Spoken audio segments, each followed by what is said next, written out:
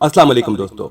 जावेद चौधरी साहब को आप बखूबी जानते होंगे। ये पाकिस्तान के मशहूर व मारूफ सहाफ़ी हैं, जर्नलिस्ट हैं, कालम निगार हैं। इसके अलावा टेलीविज़न के ऊपर अपना एक प्रोग्राम भी करते हैं। इनके बारे में मुख्तलिफ लोगों की मुख्तलिफ राय है, लेकिन जावेद चौधरी साहब बाकायदा तौर पर हर 2-3 महीने के बाद कवाली करके हमें बताते हैं कि वो सच कहते हैं और सच लिखते हैं। लेकिन दूसरी तरफ ये बात भी सच है कि आप उनके एक कालम में एक चीज़ अगर देखेंगे तो कुछ दिनों के बाद दूसरे कालम में वो कोई और बात करेंगे, अपनी पहली ही बात की तरदीद कर देंगे। तो इसको भी वो सच कहते हैं। अब मुझे ये इस बात की अक्सर समझ नहीं आती कि जावेद चौधरी साहब की कौन सी बात मानी जाए, कौन सी बात उनकी ना मानी जाए, कौन सी बात उनकी ठीक है, कौन सी बात उनकी ठीक नहीं है, किस बात को सच कहा जाए, किस बात को सच ना कहा जाए, क्योंकि अपनी बात की खुद ही वो तरदीद तो करते ही रहते हैं। और जहाँ तक इस बात का ताल्लुक है कि वो क्या एक न्यूट्रल सहाफ़ी हैं, इस बारे में तो अब ये बात सभी जानते हैं कि वो न्यूट्रल बिल्कुल नहीं हैं। उनका झुकाव वाज़े तौर पर मुस्लिम लीग नवाज़ की तरफ है, बल्कि आप यूँ कह सकते हैं कि सहाफ़त का लिबादा ओढ़कर बेसिकली वो शरीफ ख़ानदान की तर्जुमानी का हक अदा कर रहे होते हैं। उनके हवाले से राय आमा हमवार करने के लिए जितनी कोशिश उनसे हो सकती है उससे वो गुरेज नहीं करते। आज 15 जून है, दिन है मंगल का, और उन्होंने आज एक कालम लिखा है और ये अजीब सा कालम है कि कालम का उन्वान है बहरहाल अगर शौकत तरीन बच गए। अब मैंने इस कालम को एक बार पढ़ा, 2 बार पढ़ा, 3 बार पढ़ा और मुझे समझ नहीं आई कि मतलब जावेद चौधरी साहब कहना क्या चाहते हैं और क्या उन्होंने ये कालम लिखकर खुद भी एक बार इस पर नज़र डाली और ये समझने की कोशिश की कि वो इस कालम में मैसेज क्या देना चाह रहे हैं।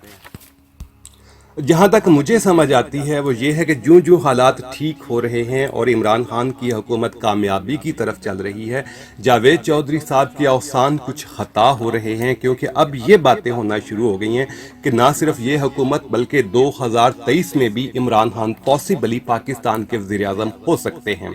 तो अब जब हालात ठीक हो रहे हैं, मुल्क की एक्सपोर्ट्स बढ़ रही हैं, बाहर से ज़र मुबादला ज़्यादा आ रहा है, पाकिस्तान कोरोना की वबा को बहुत अच्छे तरीके से हैंडल कर चुका है, बल्कि पूरी दुनिया तारीफ़ करती है। पाकिस्तान एक केस स्टडी बन चुका है कोरोना से निमटने के हवाले से। हमारे पास वसाइल नहीं थे, पैसा नहीं था, इतने ज़्यादा हॉस्पिटल्स भी नहीं थे। उसके बाद लोगों की अक्सरियत जो थी वो ये कहती थी कि कोरोना हकीकत है ही नहीं, कोरोना एग्जिस्ट ही नहीं करता वगैरह वगैरह। लेकिन इस सब के बावजूद मुल्क को बंद किए बिना इमरान खान की हुकूमत ने पाकिस्तान को बड़े अच्छे तरीके से इस कोरोना की वबा से निकाल दिया। और अब इस वक्त पाकिस्तान की इकॉनमी, बहुत सारे लोग कहते हैं, आज़ाद जर्नलिस्ट कहते हैं, माहिर मईशत कहते हैं कि पाकिस्तान की इकॉनमी एक टेक ऑफ की स्टेज के ऊपर है। लेकिन हमारे जावेद चौधरी साहब हैं, इन सब को जो है वो सब सारा कुछ लग रहा है कि मुल्क चल नहीं रहा, हालात ठीक नहीं हो रहे, और ये है कि मुल्क दोबारा किसी जो है वो हादसे का शिकार हो सकता है। तो जनाब, हम बात कर रहे थे जावेद चौधरी साहब के आज के कालम की। कालम का टॉपिक या उन्वान ये है कि अगर शौकत तरीन बच गए। अच्छा, तो हस्बे मामूल वो पहले एक कहानी सुनाते हैं। अब हम ये नहीं कह सकते कि ये कहानी सच्ची है या ये कहानी सच्ची नहीं, क्योंकि हम जानते हैं इस बात को अच्छी तरह से कि अपना कॉलम इंटरेस्टिंग और दिलचस्प बनाने के लिए जावेद चौधरी साहब सब कुछ करते हैं। बात सच्ची है या सच्ची नहीं है, उन्हें इस बात से कोई गरज नहीं होती। वो एक कहानी बनाते हैं, उसके बाद अपना जो पॉइंट ऑफ व्यू है वो हमारे ऊपर ठोंसने की कोशिश करते हैं। तो ये तो जानते हैं। बहरहाल ये अपनी एक ब्यूरोक्रेट के साथ मुलाकात की बात करते हैं और उसके बाद फिर ये रोना रोते हैं हमारे मुल्क में इस कल्चर का, ब्यूरोक्रेसी के कल्चर का, कि हमारे दफ्तरों में काम वगैरह नहीं होते वगैरह वगैरह वगैरह।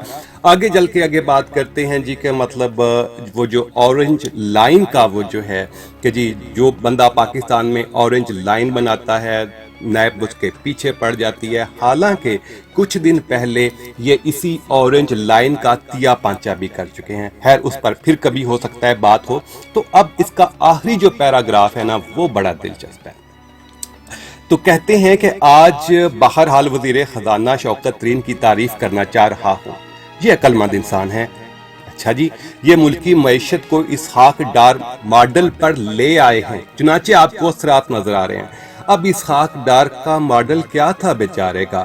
ایک طرف ایکسپورٹ تھی 19 ارب پہ، اور پاکستان کی جو ایکسپورٹ تھی، اگر میں غلطی نہیں کر رہا تو وہ 19-20 ارب ڈالر کے برابر تھی، اور دوسری طرف جو پاکستان کی امپورٹ ہو رہی تھی وہ 50-60 ارب ڈالر تک پہنچی ہوئی تھی۔ تو یہ تھا اسحاق ڈار کا ماڈل۔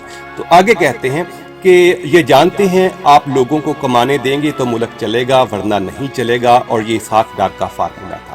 حکومت نے عقل مندی کی، یہ اس ماڈل پر واپس آ گئی۔ اب اگر شوکت ترین ٹک گئے اور اگر وزیر اعظم کی دانشوری سے بچ گئے تو ملک واقعی ٹریک پر آ جائے گا، ورنہ دوسری صورت میں 4% کی گروتھ کو -4 ہوتے دیر نہیں لگے گی، ہم دوبارہ جوہر میں جا گریں گے۔ لہٰذا ملک کا مقدر اب شوکت ترین کے سروائیول پر ڈیپینڈ کرتا ہے۔ تو دوستو ذرا غور کیجئے کہ جاوید چودھری صاحب نے کتنی صفائی سے، کتنی مہارت سے عمران خان کی پالیسیز کا سارا کریڈٹ جو ہے وہ شوکت ترین صاحب کے کھیسے میں ڈال دیا ہے۔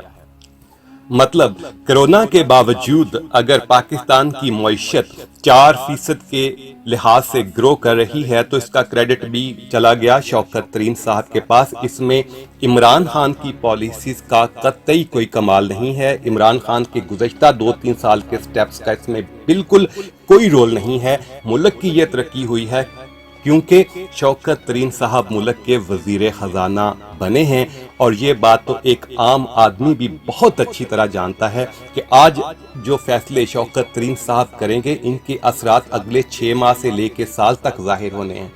اب اس وقت جو ملک نے ترقی کی ہے 4% کے لحاظ سے، یہ پچھلے ڈیسیجنز کا پھل کہہ سکتے ہیں آپ۔ یہ ان فیصلوں کی وجہ سے ہوا ہے جو کہ آج سے پہلے ہو چکے ہیں، جو عمران خان کی گورنمنٹ نے کیے ہوئے ہیں۔ اور دوسری طرف یہ بات بھی اپنی جگہ پر سچ ہے کہ کرونا کی وجہ سے پوری دنیا کی جو اکانومیز ہیں وہ بہت ڈاؤن گئی ہیں۔ خود انڈیا میں حالات دیکھ لیجئے، لیکن عمران خان کا کمال یہ ہے کہ کرونا کے باوجود ایک تو کرونا سے ملک کو بچایا اور دوسری طرف اکانومی کو بھی بچایا۔ پاکستان کی ایکسپورٹس جو ہیں وہ بڑھ رہی ہیں، اور دوسری طرف باہر سے جو پیسہ آ رہا ہے وہ بھی ہر مہینے اس کی جو مقدار ہے، تعداد ہے، وہ پچھلے مہینے سے زیادہ تقریباً ریمیٹنسز باہر سے آتی ہیں۔ تقریباً 2 ارب ڈالر پر منتھ پاکستان کو باہر سے پیسہ جو دوسرے ملکوں میں رہنے والے پاکستانی ہیں وہ بھیج رہے ہیں۔ اور ان ساری کامیابیوں کا کریڈٹ ہم صرف ایک بندے یعنی صرف عمران خان کو بھی نہیں دے سکتے، بلکہ ان کا ایک ٹیم ورک ہے، مل کے لوگ کام کر رہے ہیں۔ تو یہ صرف اس وجہ سے نہیں ہوا کہ یہ اسحاق ڈار کا فارمولا تھا، اسحاق ڈار کا تو فارمولا ہی کوئی نہیں تھا۔ خود جاوید چودھری صاحب اپنے کالم میں لکھ چکے ہیں کہ آرمی چیف نے اسحاق ڈار سے کہا تھا کہ جس حساب سے آپ قرضہ لے رہے ہیں مارکیٹ سے، 2019 میں ہمارے پاس قسطیں دینے کے لیے بھی پیسے نہیں ہوں گے، یہ کر کیا رہے ہیں، کیا کھلواڑ کر رہے ہیں آپ پاکستان کی آرمی کے ساتھ۔ لیکن آج کے کالم میں یہ ہمارے جاوید چودھری صاحب اس حوالے سے بالکل کوئی بات نہیں کر رہے، یہ سارا کریڈٹ دے رہے ہیں، بلکہ یہ سارا کریڈٹ دے رہے ہیں کہ جو ہے ملک اسحاق ڈار فارمولے پہ آ گیا۔ مطلب کیا ہے کہ عمران خان جو ہے وہ نواز شریف کے رستے پر چل پڑا ہے۔ کہاں عمران خان، کہاں وہ جو ہے نواز شریف صاحب جنہیں کھانوں سے ہی فرصت نہیں ہوتی تھی۔ بہرحال ایک بات جو مجھے محسوس ہوتی ہے وہ کچھ ایسے ہے کہ جوں عمران خان کی حکومت کامیابیوں کی منازل طے کر رہی ہے تو ہمارے جاوید چودھری صاحب سے یہ ساری کامیابیاں ہضم نہیں ہو رہی۔